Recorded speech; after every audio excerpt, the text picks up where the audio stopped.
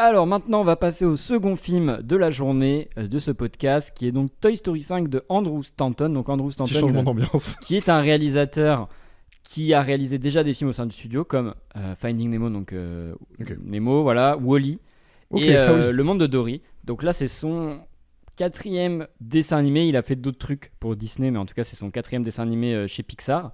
Et donc on lui donne ni plus ni moins que le 5e épisode de la franchise Toy Story, donc ce qui est un gros enjeu, sachant que c'est une des plus grosses vaches à lait de Pixar Disney aujourd'hui. C'est Toy Story 4, pour info, c'était plus d'1 milliard de recettes. Ah ouais. Ouais, c'est Putain, je pensais qu'il avait un peu flop, tu vois. Et je pense que celui-là va au moins faire ça, si ce n'est plus. J'espère qu'il fasse plus. Donc l'idée, c'est on reprend notre monde de Toy Story là où on l'avait laissé il y a quelques années après le 4. Donc le 4, pour rappel, c'était Woody qui choisissait de ne plus être un jouet, qui choisissait donc de prendre sa retraite et qui laissait donc Buzz piloter avec Jessie et les autres la vie chez Bonnie. Bonnie qui est celle qui a récupéré les jouets de Andy. Voilà, c'est ça. Donc là, on retrouve donc Bonnie qui a un petit peu grandi, qui aime toujours ses jouets, qui est toujours fan de Jessie, qui est son jouet préféré, mais elle a un petit problème, Bonnie, c'est qu'elle se sent un petit peu en décalage avec les autres. Elle n'arrive pas à se faire des amis. Et ses parents ont l'idée de se dire, en vrai, qu'est-ce qui est à la mode chez les jeunes ? Qu'est-ce qui est à la mode chez les jeunes ? Qu'est-ce que les jeunes font ? Et visiblement, les jeunes, dans l'univers de Toy Story, mais c'est pas si éloigné d'une autre, sont des iPad Kids. Et donc, du coup, ils lui offrent une tablette pour les enfants qui s'appelle Lilypad. Et ils ont l'espoir que Bonnie, grâce à cette tablette, va un petit peu pouvoir se rapprocher des autres enfants et pouvoir devenir amie avec eux. Et cette tablette va foutre un peu le bordel dans la chambre de Bonnie, puisque fatalement, elle va se désintéresser de ses jouets et ça va piquer les insécurités de Jessie, donc qui est un jouet qui a subi déjà plusieurs abandons et qui voit un pattern se répéter, qui n'a pas envie que cette fois-ci, non seulement on la prive d'une personne qu'elle aime, mais qu'en plus on lui la prive avant l'heure, c'est-à-dire avant même que cette personne ait grandi. Et que soit devenu vraiment un ado qui donc du coup doit faire la passation, chose qu'on a vu dans Toy Story 3. Voilà. Dans le 3, même avec Andy. Voilà, c'est ça. En fait, on est sur un nouveau truc. Le Toy Story 3, il était sur le fait d'accepter de grandir, mais, mais toujours garder l'enfant en soi. En fait, toujours, oui, c'est ça. C'est toujours aimer son enfance, mais accepter de devenir adulte. C'est ça, accepter, qui était dans la transmission du truc, mais accepter sa part d'enfance. Le 4, il était sur être un jouet et accepter le fait que toi, en tant que jouet, c'est une projection un peu de la paternalité au travers de Woody, mais accepter qu'un enfant puisse grandir et que toi, tu puisses trouver un sens au-delà du fait de vivre pour un enfant. Et donc là, le 4, c'est qu'est-ce qui se passe quand on est dans une société où non seulement les enfants ne jouent plus, mais surtout dans une société qui fait que les enfants grandissent trop vite. Où est la place des parents ? Où est la place de l'enfant ? Où est la place des jouets ? Donc voilà, un agenda bien rempli pour ce Toy Story 5. Plein d'enjeux. On l'a dit juste avant de commencer, mais Toy Story est probablement le dessin animé qui parle le mieux de la vie dans laquelle on vit. Genre. Et tous les épisodes. Donc je vais te poser la question, cette fois-ci tu vas commencer, mais avant peut-être on va dire un peu c'est quoi notre rapport à Toy Story, je pense que c'est important, parce qu'on en parlait un petit peu hier. Moi par exemple je suis né en 95, donc l'année du premier Toy Story, j'ai vu le 2 au cinéma, j'ai vu le 3 au cinéma, le 4 et 5 normal, mais ce que je veux dire c'est que c'est quelque chose avec lequel j'ai grandi, j'ai poncé la cassette, pour moi Toy Story c'est éminemment important, ça fait partie des films que j'ai le plus vus dans ma vie, et surtout ça fait partie des films qui m'ont fait plus rêver, rire et pleurer quand j'étais enfant, qui m'ont aussi plus réfléchir même quand t'étais enfant à ce que c'est, tu vois, d'être un enfant et tout. Toy Story, c'est ça, et quand tu les revois adultes, tu te poses de nouvelles questions qui t'étaient pas venues et tout. Et tu comprends les 3e, 4e, 5e lectures que le film a voulu faire. Donc voilà, pour moi c'est éminemment important Toy Story, pour toi aussi je crois. Ah mais Toy Story pour moi c'est ultra important, et comme je te disais hier, c'est que je pense c'est le premier film dont je me souviens. Ok. C'est que j'ai dû voir plein de Disney quand j'étais petit, mais Toy Story c'est le premier où mon cerveau s'est dit ce film faut absolument le retenir. Parce que c'est un chef-d'œuvre. Ça te parle, ouais. C'est quelque chose. En plus, t'imagines, t'es enfant, on te montre un film où les jouets sont vivants. Genre, déjà, juste ça, sans parler de lecture, de réflexion et tout.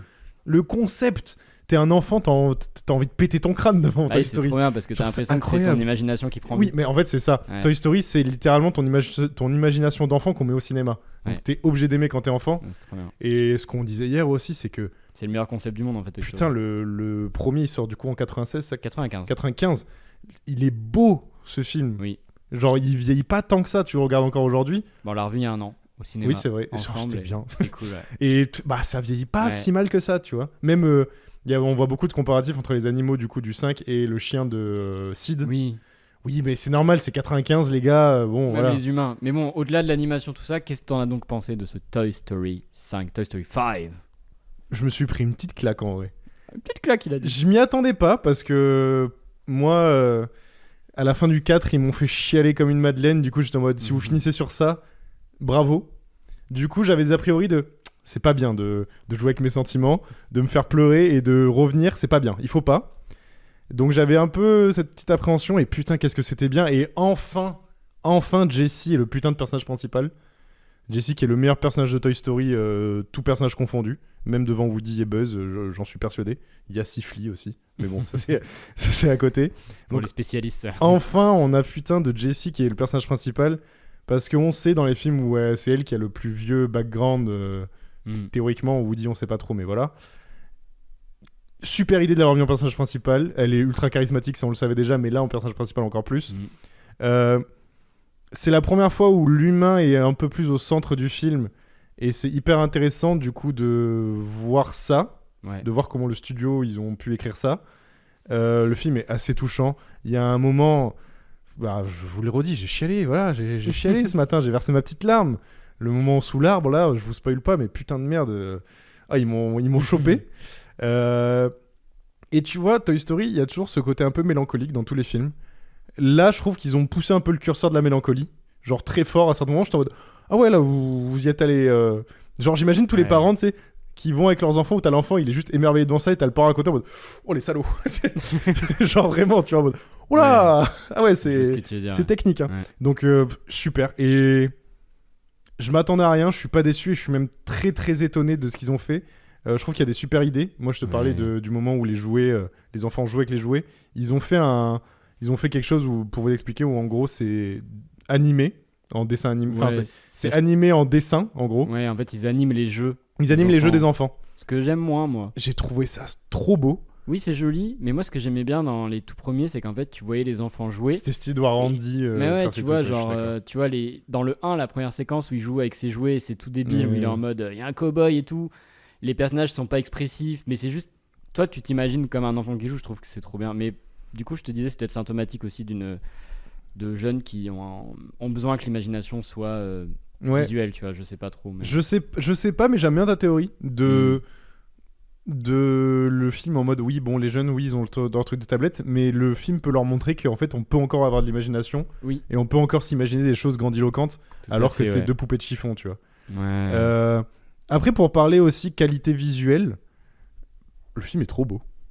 De toute façon, déjà, Toy Story 4 était magnifique. Le 3 aussi était trop beau. Ouais. Mais putain, c'est trop... Toy Story 4, il est beaucoup plus beau qu'il est bon, tu vois, le film. Oui, que là, il est beau et bon. Et...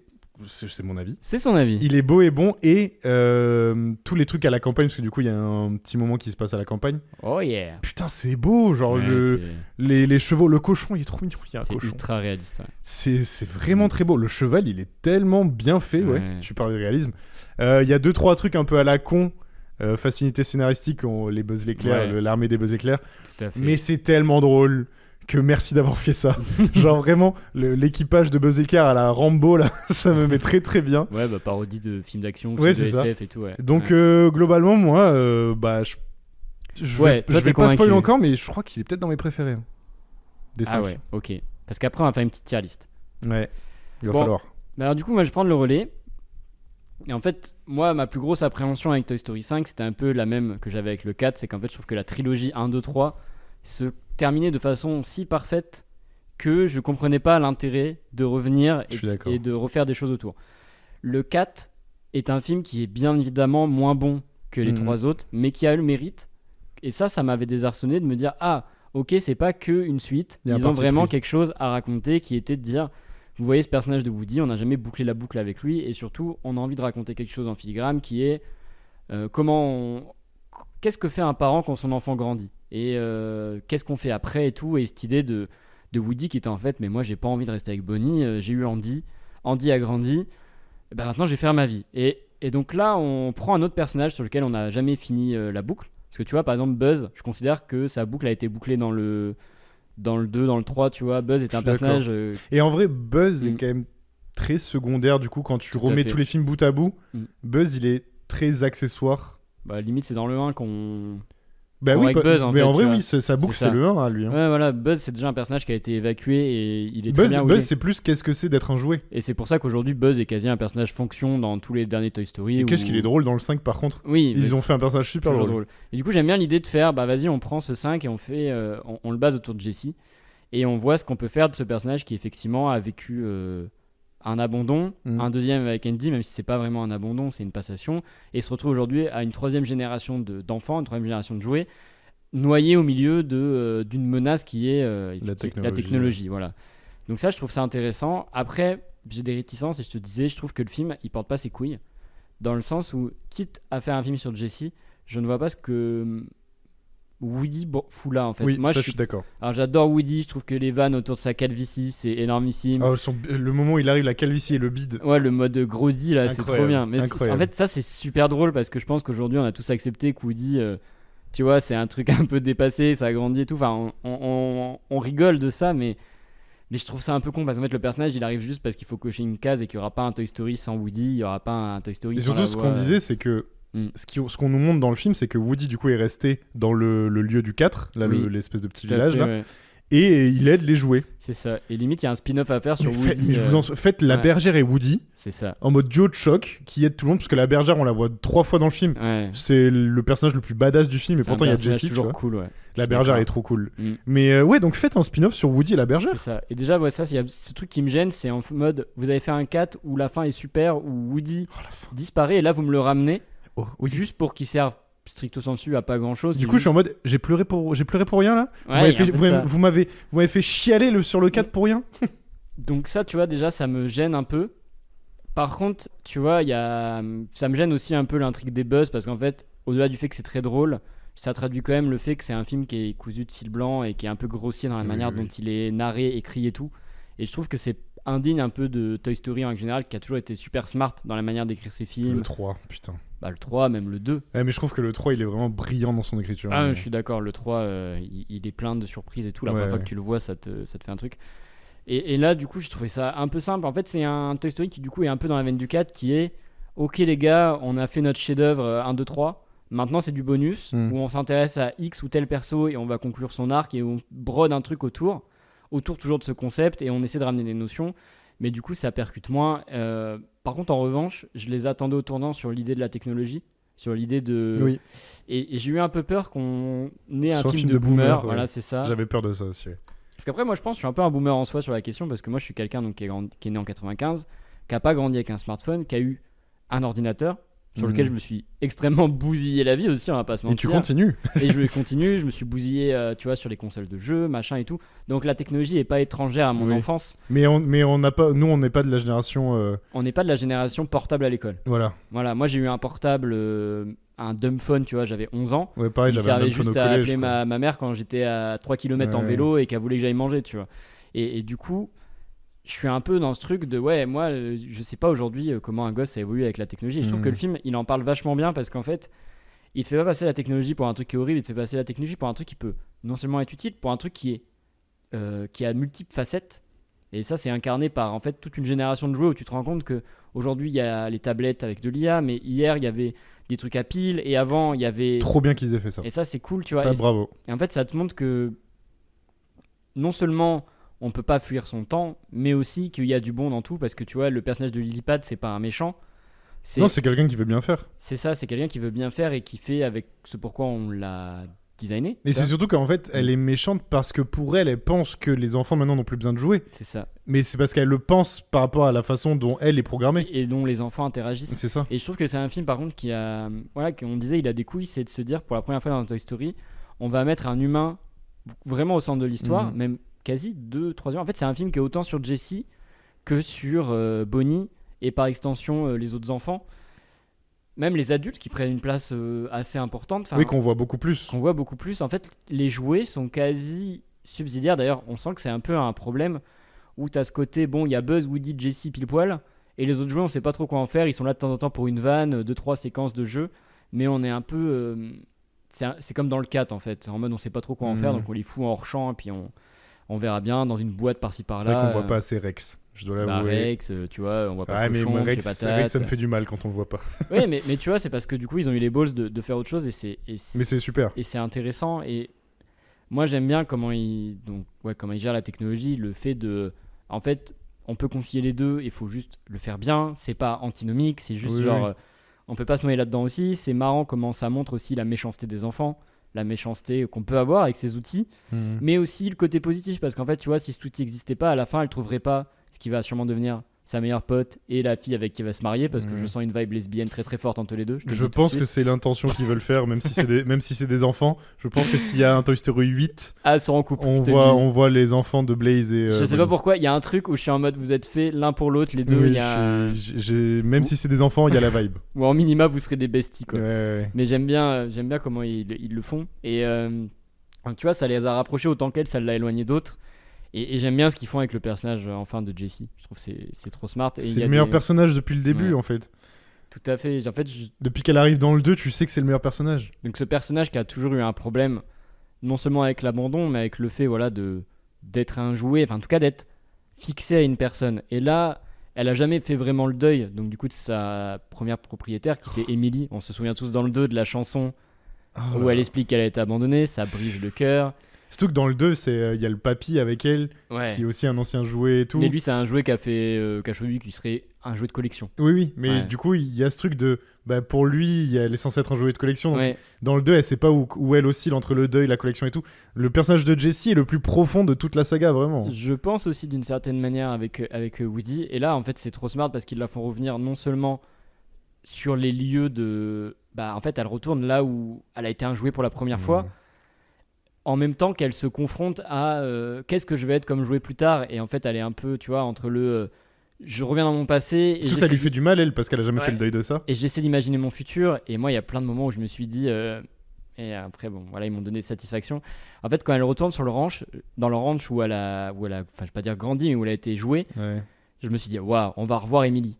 Ou à minima, tu vois, on va la revoir grande. J'y ai cru aussi, et j'étais en mode peut-être que c'est trop facile de faire ça. C'est ça. Et je suis content qu'il l'ait pas fait. Et effectivement, ils l'ont pas fait. Et à un moment, j'étais en mode, mais peut-être que on va voir sa fille ou et je trouve qu'ils sa mère. Ils ont fait encore mieux. Pour moi, ils ont fait encore mieux. Et moi, je m'attendais à ce qu'ils nous refassent un truc genre Woody X. Tu vois, le moment où Andy dit adieu à ses jouets, qui est effectivement un moment qui brise le cœur. Et je me suis dit, ils vont peut-être repartir là-dedans en mode, cette fois-ci, quelqu'un retrouve son jouet de son enfance. Là, on vous spoil pas la scène parce que vraiment, faut la vivre. Je pense que cette scène aurait été dévastatrice. Aussi, on va la spoiler. Non, je pense. Les gens, ils écoutent, ils ont vu les films. Alors, si vous avez pas vu, vous spoilez pas cette scène parce qu'il faut vraiment la vivre. Tout à fait. Donc, elle retourne à la balançoire qu'on voit dans le 2, là où on voit qu'elle jouait quand elle était petite, et on la revoit dans ce film-là.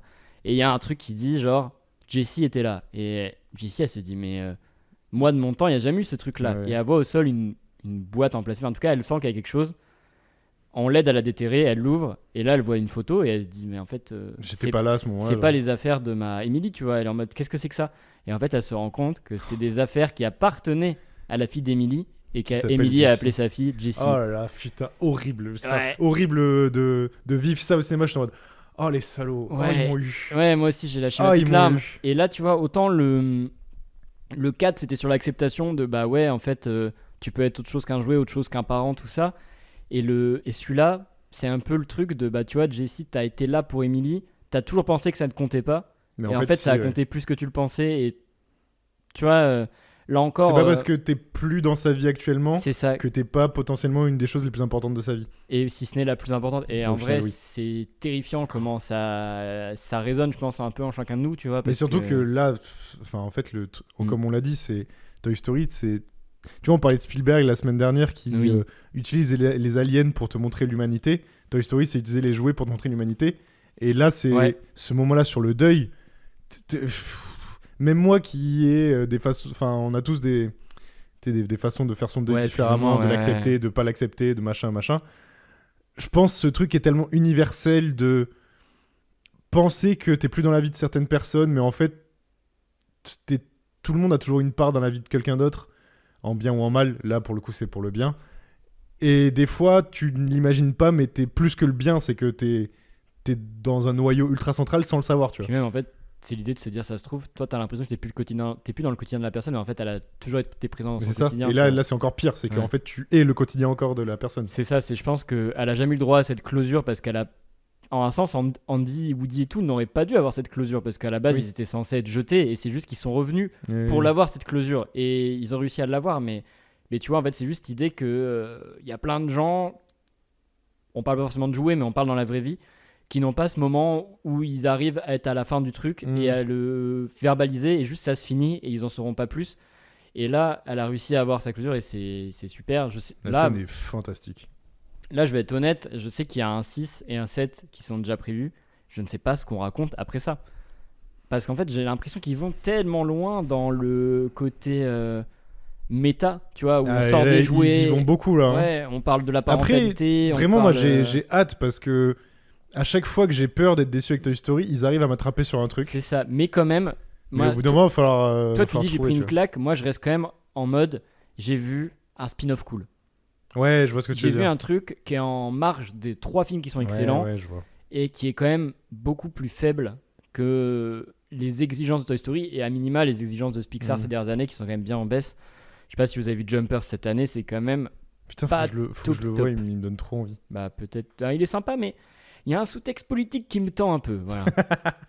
Alors, on va regarder les critiques si ça te dit. Non. Ou tu veux déjà qu'on fasse notre tier list? Comme tu veux, vas-y, drive la patte. Bah vas-y, au pire, on garde les...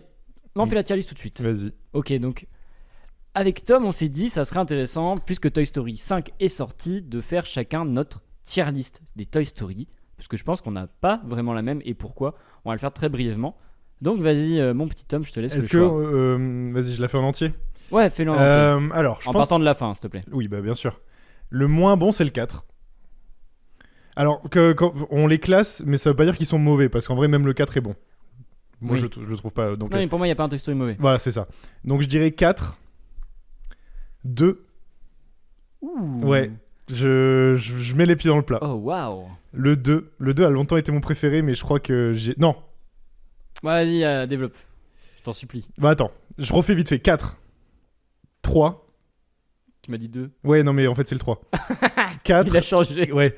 4, 3, 2, ouais. 5 et 1. Attends, 4, 3, 2, 5 et 1. Ouais. Ah, waouh. Ouais, le 5 est passé en 2. Le 5 ouais. il m'a... En fait, okay. le 5 il m'a... En fait, le truc c'est que Bonnie, j'ai beaucoup de points communs avec elle quand j'étais plus petit.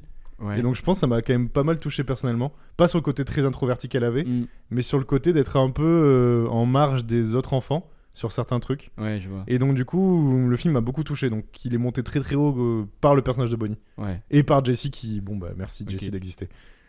Vas-y, moi je pense que je vais faire en dernier le 4. Parce qu'en fait je trouve que c'est celui quand même s'il arrive à un moment à raccrocher les wagons. Même le personnage de Fourchette, il est un peu éreintant à un moment, tu vois. Heureusement qu'en VF c'est Pierre Ninet et qu'il est super drôle et qu'il Pierre Ninet super en Fourchette. C'est ça. Mais il est encore sur Père là d'ailleurs. Et très drôle. Le personnage de Fourchette et Madame Fourchette. Et Laura Felpin très forte en Lillipad aussi, je tiens à dire. Putain, c'est vrai que c'est elle. Oui. Et du coup en 4ème position, je mettrais le 5 qu'on vient de voir. Ok. Parce que je pense quand même que les 2 derniers sont moins bons que la trilogie originale, mais franchement il y a des grands moments. Dans celui-là, mais qui noyait au milieu de trucs qui me dérangent plus que dans le 4, tu vois, il y a moins de trucs qui me dérangent, mais voilà, ça rattrape. Ensuite je mettrai le 1, voilà, parce qu'en fait je trouve que le 1 il pose bien les bases et tout, mais il y a des moments où quand on l'a revu, ça a beau être excellent, peut-être j'ai trop revu, tu vois, et aussi il y a un peu de ça, mais... Si je les revois tous d'affilée, je pense que le 1 n'est pas premier. Mais c'est mythique, c'est classique, il y a trop de trucs trop bien. C'est que, oui. En deuxième position, du coup vers le top, je mets le 3, parce qu'en vrai le 3, pendant longtemps, je l'ai moins aimé que les deux autres. Mais en fait, plus je le revois en grandissant, plus je me dis que c'est de la frappe. Je suis d'accord. Je trouve que c'est le plus drôle. Il est trop drôle le 3. Et puis il y a un méchant. Ouais, il y a un méchant. On n'en parle pas assez, mais dans le 3, il y a un méchant. Ouais, non, il n'y a pas de méchant dans les autres théoriquement. Si, dans le 2, il y a un méchant. Ouais, oui, mais. Et du coup, en première position, moi je mets le 2. Parce que c'est celui que j'ai pas forcément le plus maté petit, mais que j'aimais toujours le plus. Je trouve que c'est un film qui arrive trop bien à manier ces deux personnages, que ce soit Buzz ou Woody. Qu'introduit donc Jessie pile poil, c'est trop bien. La scène dans les magasins est trop cool. Ouais, il y a des trucs trop bien. Le côté les jouer dans la vraie vie à la quête de Woody qui découvre son histoire et qui se rêve jouer de collection, mais en même temps, tu vois, il y a toujours le truc avec Andy. Et puis à la fin, il y a cette scène dans l'aéroport qui est une des meilleures scène d'action de tous les temps. En vrai, je suis assez d'accord. C'est exceptionnel. Mais je pense que je l'ai pas revu il y a assez longtemps pour le revoir avec un œil vraiment adulte. Et donc, du coup, en tant qu'enfant, il me faisait un peu plus chier que les autres. Ouais, je peux comprendre parce que. Il est plus lent. Mais même, il y a tout le truc avec Zorg. Machin. Ça rentre. Ça, c'est trop bien. Et d'ailleurs, ils le refont là dans le dernier. Ah, merci d'avoir ramené tous les Buzz et Zorg. Parce que du coup, il y a un moment où il y a tous les Buzz qui savent pas qu'ils sont déjoués parce qu'en fait, eux, ils pensent qu'ils vont à la poursuite de Star Command dès qu'ils voient une étoile. Et Buzz, à un moment, leur fait un topo. Vous êtes déjoués et à la fin, il fait. Et d'ailleurs, Zorg est votre père. Et là, ils sont tous en mode non. C'est trop bien. Alors, sur Allociné, le film a une moyenne de 4 pour les spectateurs, donc Toy Story, toujours dans le cœur des gens, hein, ça bouge pas, et de 3,5 pour la presse. Ce qui reste quand même. C'est bien pour la presse, ça m'étonne pas, tu vois. Très très honorable, on va pas se mentir. On va commencer avec Le Monde, qui ont mis 2 et qui ont dit pas bien, dit le tuto tout en restant un tuto. Le film est correct, mais n'élabore aucune ambivalence, séquençage ou dramaturgie singulière, et les nouveaux personnages sont dispensables. Alors, moi je trouve que les nouveaux personnages sont marrants. Et puis, oui. Après, un peu gratos quand même, ce truc d'assistant pour chier, quoi. Oui, mais c'est très drôle. C'est quoi, Agent Shitland? Ah ouais. Mais de toute façon, il y a des blagues sur le caca, moi je suis content. Ma vanne préférée, c'est le moment où elle joue à Dance Dance Revolution sur ses boutons. Surtout au début, quand il lui dit. Enfin, quand elle est en mode, j'ai pas envie de jouer, après il fait. C'est ce qu'ils disent tous avant d'avoir touché le bouton. En mode un peu de chat-chat. Je sais pas qui le double, ce personnage, mais le doubleur. Je voulais regarder, mais j'ai pas eu le temps parce qu'en vrai, je trouve que même les 2 autres petits gadgets là, ils ont. Je me demande si le petit hippopotame, c'est pas Zadie. Ah, peut-être. Mais d'ailleurs, il y a un truc qui me dérange un peu, c'est qu'effectivement, on a ces nouveaux personnages, plus les nouveaux personnages du 3, qu'on a déjà pas beaucoup dans le 4, qu'on a pas beaucoup dans le 5, enfin les jouets de Bonnie. C'est quand même très. Enfin, il y a beaucoup trop de jouets. On a le syndrome One Piece, syndrome de l'équipage, il y a trop de monde dans l'équipage. Ouais, je sais pas, moi j'aime bien. Du coup, tu finis juste par voir Zoro, Luffy et Sanji, quoi. Et là, c'est un peu ce qui se passe aussi. Oui, non, je vois l'idée. Voilà. Alors, Lobs qui ne dit rien de très neuf au scénario, qui voit la petite Bonnie se détourner de ses vieux jouets préférés pour les remplacer par Lillipad, une tablette connectée, lui permettant de jouer en ligne avec ses nouvelles copines. Moi, je trouve que, au contraire, c'est assez frais et neuf, mais ça peut sembler réchauffé, mais ça ne l'est pas. Moi, je pense vraiment que les gens d'un certain âge vont penser que c'est un film bizarre. Enfin, je sais pas comment l'expliquer, mais nous, tu sais, on avait cette crainte de ça va être un film de boomer. Je pense que les gens un peu plus vieux que nous, voire beaucoup plus, vont être en mode oh, c'est vraiment un film de la nouvelle génération, tous collés à leurs écrans, et ils vont pas comprendre le sous-texte. Enfin, vont pas accepter le sous-texte. Écran large nous dit on pourra toujours pester contre ces jointures peu élégantes, j'imagine c'est la narration, et la mise au placard de certains personnages. Pauvre Buzz, pauvre Woody, c'est vrai qu'ils sont assez anecdotiques dans le film. Buzz il est fonctionnel et Woody il est là juste pour dire c'est Toy Story. Moi je trouve ça bien, juste enlever Woody. Toy Story 5 étonne dans sa peinture d'une certaine méchanceté enfantine et de la difficulté à intégrer des cercles sociaux dès le plus jeune âge. Donc ça c'est vrai. Mais sur le personnage de Buzz, je trouve que c'est malin, c'est qu'en fait au début Buzz quand il apparaît c'est ni plus ni moins qu'un mascu machin, et en fait là ils ont inversé le truc sur les derniers où Jessie qui a ce côté un peu plus garçon manqué, donc du coup on va dire femme de notre temps tu vois, mais elle est super comme elle est. Moi j'adore Jessie, c'est mon personnage préféré. Buzz récupère un peu plus ce côté sensible. Buzz a une déconstruction pendant dans le 3 il se déconstruit. Oui. Dans le 3 par rapport aux 2 premiers, et c'était un truc, et là ils vont peut-être parfois trop dans le côté caricatural de Buzz et Ferbeux. Buzz mais du coup Buzz s'efface en fait, là où il prenait de la place tu vois. Et d'ailleurs je trouve qu'il y a quand même ce truc où avec Woody, peu importe que Buzz soit plus Ferbeux, plus sa part un peu sensible ressort. Quand il est avec Woody, ils ont toujours ce truc de coq, de c'est moi le chef et tout. Tu sais que, bon là c'est très private joke, hein, mais tu connais mon meilleur pote, quand je vois Woody et Buzz, là pendant tout le film, j'étais en mode c'est nous deux. J'étais en mode c'est nous deux. Ouais, c'est vrai que c'est mais tu vois l'analogie de quand on est tous les deux, on est Woody et Buzz. Quand on est séparés, ça va. On va lire les Arocs type qui nous dit là où la franchise réussit encore son pari, c'est en ayant la clairvoyance de ne pas verser dans une technophobie ou une technophilie aveugle, mais plutôt en offrant comme toujours dans Toy Story des chemins de traverse, des itinéraires bis. Et effectivement, ce rapport à la technologie qui est intéressant parce qu'on te montre aussi les adultes et la technologie. La blague du fond d'écran là. Non mais tous les adultes aussi qui télétravaillent, en fait, de dire, vous voyez, c'est pas que les enfants, les adultes aussi ont leur part de responsabilité parce qu'en fait on ne peut pas y échapper, il faut vivre avec, et j'aime bien cette idée aussi de dire plus personne ne regarde ce qui se passe, parce que tu vois, avant les jouets ils devaient être plus discrets, maintenant ils font plus de choses parce qu'en fait moins de gens regardent. Ça je l'ai noté, oui. Déjà dans le 4 il y avait ça. En fait dans le 1 et le 2 ils se cachent de ouf les jouets. Là vraiment ils courent dans la rue et tout, t'as une voiture qui passe, ils sont juste en mode à moitié amorphe, tu vois. Et je pense que c'est vraiment un truc volontaire et ça a bien été fait. Et pour revenir sur le truc de la technologie, en fait le film en parle, mais c'est quand même très accessoire. Ce truc de la technologie, c'est plus sur, comme une autre critique l'a dit, le truc des cercles sociaux, déjà dans la dans l'enfance. Et, tout, ouais. Et donc du coup, le truc de la technologie est quand même très accessoire en alimentant le sujet principal. C'est vrai que tu vois, ça c'est un truc qui est pas anodin, parce que c'est vrai que nous, quand on était petits, à l'époque, c'était pas spécialement la tablette ou la technologie, mais il y avait quand même le truc du tu n'as pas le nouveau jouet, ou tu vois, par exemple, l'époque de la Game Boy, tu vois, genre, il y avait un nouveau Pokémon qui sortait. Ah, t'as pas le nouveau Pokémon, ou tu vois, nouvelles cartes qui sortent, t'as pas les nouvelles cartes, t'as pas les nouvelles billes, les nouveaux. Il y a toujours eu un nouveau truc à avoir. C'est juste que là, ça prend plus de place parce que c'est un truc qui nous rend tous accros, tu vois. Voilà. Et enfin, on va parler de cinématiseurs qui nous disent au-delà de ces îlots d'audace où l'on reconnaît bien la patte d'Andrew Stanton, Toy Story 5 fait du Toy Story et le fait plutôt bien. Avec un récit mené, tambour battant, une succession de gags dont pas mal font mouche et quelques jolies décharges émotionnelles. Je pense que ça résume assez bien ce que c'est ce film, de l'émotion, du rire, avec la patte Toy Story. Et en vrai, si ton objectif en y allant, c'est de se dire je vais passer un bon moment avec les personnages que j'aime, et en plus, on va me faire avancer des personnages qui n'ont pas eu de closure, bah c'est cool. Je trouve ça assez fou quand même avec cette saga qui a 30 ans, plus de 30 ans. 30 ans, 31 ans. Ouais, tu vois, c'est une saga qui a 31 ans. J'allais dire c'est vieux, mais c'est mon âge. T'as pas un film qui a vieilli, parce que tu regardes le 1, les thématiques sont toujours les mêmes, tu regardes le 2, il y a pas un film qui a vieilli et il y a pas un film qui est mauvais. Non. Je trouve ça, il y a pas beaucoup de sagas où on peut dire ça. Hein. Non, c'est sur 31 ans, c'est alors oui, c'est des dessins animés. Non, mais c'est une des meilleures franchises de tous les temps en fait, parce qu'il y a pas un mauvais film et il y a pas un mauvais film et encore une fois, ça ne vieillit pas. Et tu peux montrer le 1 à un enfant d'aujourd'hui, il va se retrouver dedans. Ouais. Tu montres le 1 à un adulte qui n'a jamais vu le film aujourd'hui, je suis d'accord. Il va comprendre les thématiques du film. C'est quand même assez fou ce qu'ils ont réussi à faire. Hein. Ouais. Bravo. Et bien sûr, ces mots, nous allons nous laisser, ça vous fera gamberger. Bravo, bravo. Puisque c'était notre avis sur Toy Story 5 de Andrew Stanton, je crois, si je dis pas de bêtises, je suis désolé, nom de réal d'animation, parfois c'est un peu compliqué à retenir. Qu'on vous invite bien évidemment à aller voir en salle, je pense qu'il va rester moult semaines à l'affiche. Voilà, il va se régaler. Tout l'été, donc si vous le voir en 3D. C'est d'ailleurs le film de l'été.